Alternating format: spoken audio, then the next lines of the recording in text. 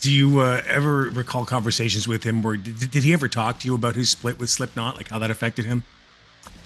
He was affected for sure. I think he liked the fact that I was not asking. We were not asking questions about it. He was talking about it if he wanted to, but I just didn't want to like, uh, you know, put the knife in the whatever the expression is. But I just didn't want to like poke him again and again with this. So even like the when the first time we met to talk about Sinsaenum was like a few days after it had been announced that he was not in Slipknot anymore, and I was going there. It was at the Underworld, and I was going there with Stefan, and we were just like, all right, what are we gonna talk about? What are we gonna say? What do we say? And we just said nothing. We just like, hey man, how you doing? We waited for him to mention it, and we're just like, oh yeah, yeah, we heard. Oh, but I think what was important because obviously it's a big band and you must be bummed out, when that happens, whatever the reasons are. And I never, yeah, I've thought, like a friend would. Like when you break up with someone, your friend is not gonna talk about your ex all the time, right?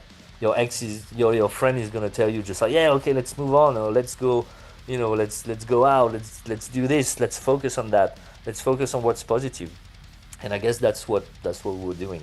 So never ever have I started long conversation about this. If I obviously, but again, to use the same image, if your friend is talking about his ex, you listen, and you listen and you understand, but you don't bring up the subject. So And I've spoken to the guys from Vimmaking as well. I spoke to Wednesday as well. But there's one thing I find that all these people that knew him personally is that there is such a loyalty to him, and there is such a loyalty to maintaining that level of respect for who he was as an individual.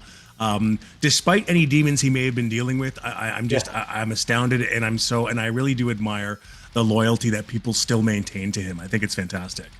yeah, yeah, but because he was that person, like you said, demons. That's one thing. Everybody has like demons, depending on the size or the shape of the demon.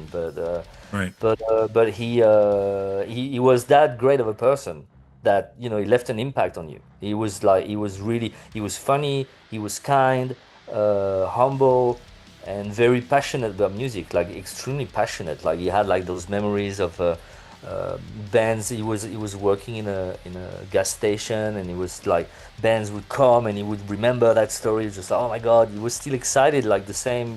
So he was, yeah, he was like that. And when you meet people like that, like a good person, you just you obviously you're loyal to the person and to his image. You want people to remember the good things about him.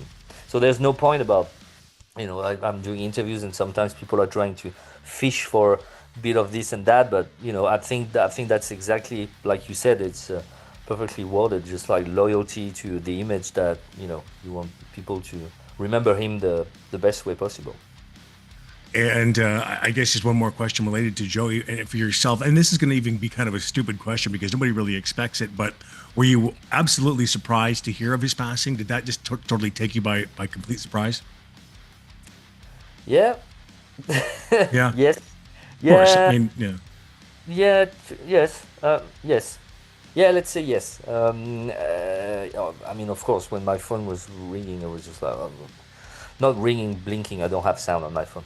But it was just like the lights, and I was just like, oh my god. But yeah, like we said, he had demons, so we knew there were demons flying around.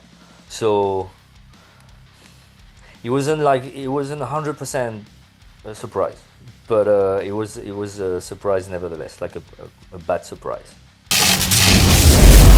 Loaded Radio.